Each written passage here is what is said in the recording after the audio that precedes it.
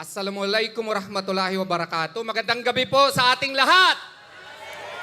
Ako po si Atty. Israelito Torreon. Ako po ang kinatawan ni Pastor Apollo Sikibuloy, and for this evening also for the former President Rodrigo Roa Duterte and for Senator Bato de la Rosa. Meron pong mensahe si Pastor Apollo Sikibuloy. Si Pastor Apollo Sikibuloy at si Presidente Rodrigo Duterte, matagal na po silang kaibigan.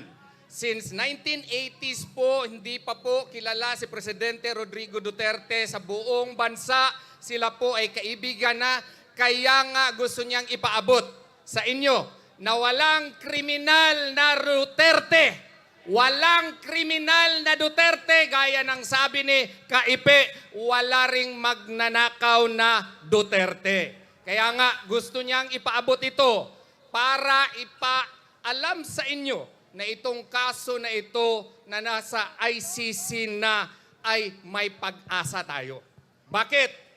Bakit may pag-asa tayo?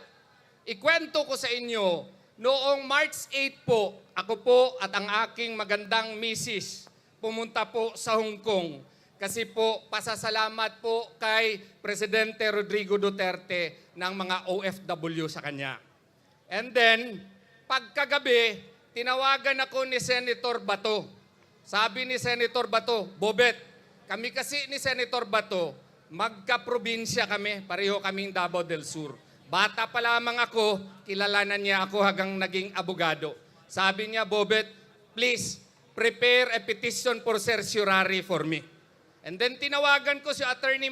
Martin Delgra. Sabi niya, Bet, pwede i-draft na lang. So, nag-draft ako, tulong din ng aking mga kaibigang, mga kasamang abogado po sa opisina ko. Kasi po, din ako ng law school, yung mga kasama ko po, mga professor po ng eskwelahan. So, ang ginawa po namin, habang nandun kami sa Hong Kong, nagprepara na kami ng petition for certiorari po para kay Senator Bato. Bumalik kami noong March 10, kasama kami ni Kuya Ipe. Habang nasa airport kami ni Kuya Ipe, may tumawag po sa akin. Ang request po ay baka pwede isama na si Presidente Rodrigo Duterte. Gabi na yun, towards 10 o'clock to 11 o'clock. So we had to revise our petition para nung 11, kasama na po si Presidente Rodrigo Duterte. Ang nangyari po, kasama ako ni Atty. Martin Delgra, pagpasok po sa airport, ang problema, hindi kami pinapapasok. Nagkagulo, nagkahiwalay kami ni Atty. Martin Delgra, nakapasok siya doon sa Villamor Air Base, ako, si Atty. Vic Rodriguez at si Kuya Ipe, hindi nakapasok.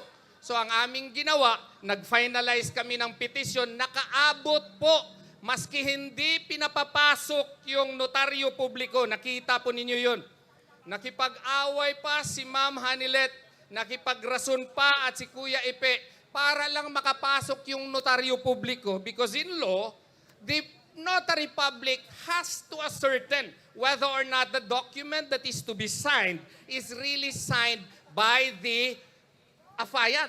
So kailangan namin pumasok, hindi kami pinapasok. Kaya po medyo na late po tayo, pero naka-file tayo by 4 o'clock in the afternoon. Ano pong ibig sabihin nito?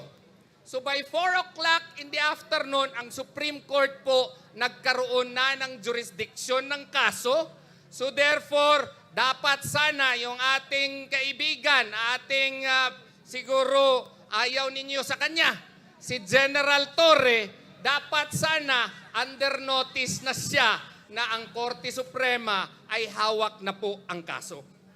So, ang nangyari, minadali ng minadali, even if na-explain natin doon that under Article 127, Paragraph 2 of the Rome Statute, no, wala na pong jurisdiction ang ICC po dito. You know why?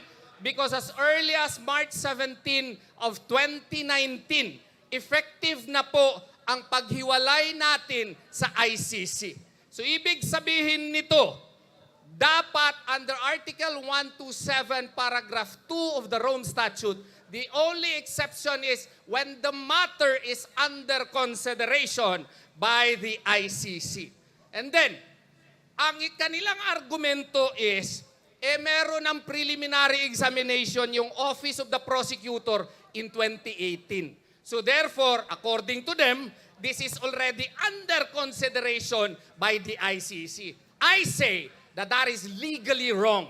Why? Because if you read Article 15 of the Rome Statute, there are ways by which informations can be given to the Office of the Prosecutor. Maski si Tom, Dick, or Harry, pwede magpadala ng sulat doon sa Office of the Prosecutor and he will execute, he will initiate a preliminary examination. This does not bind the ICC. Why?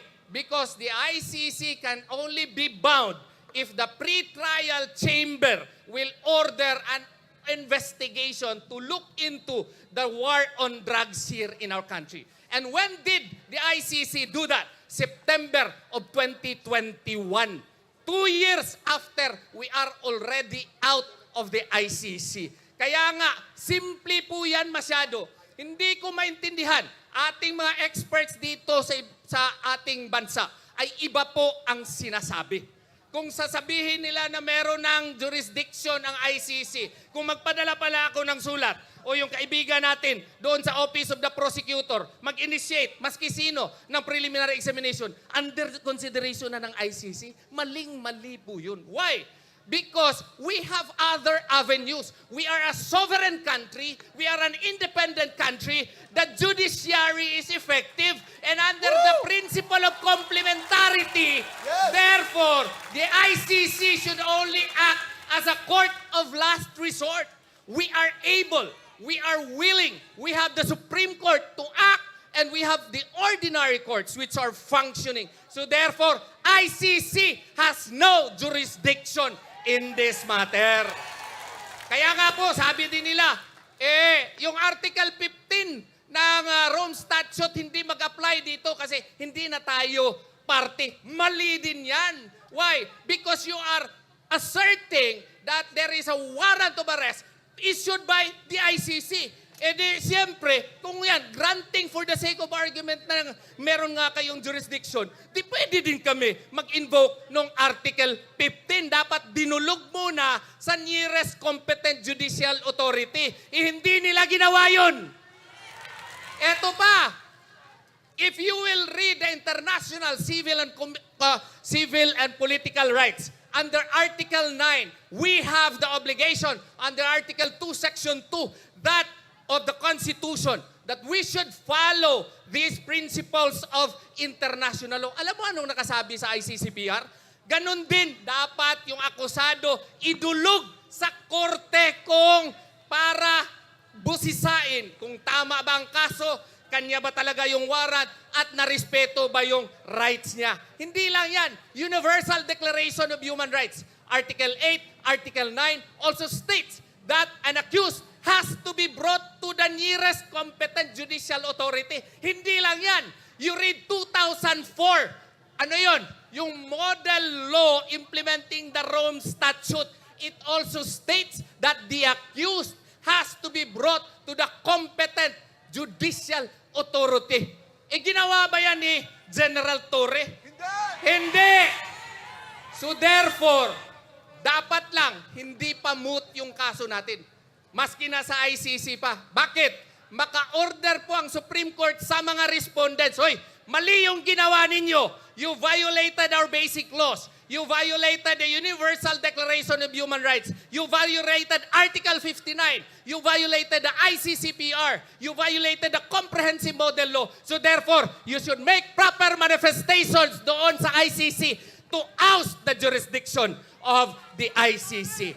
Di ba tama yun? Kaya nga, huwag tayong mawala ng pag-asa. Sabi ni Pastor, so long as the sun rises in the east, there will be justice. Duterte! Duterte! Duterte!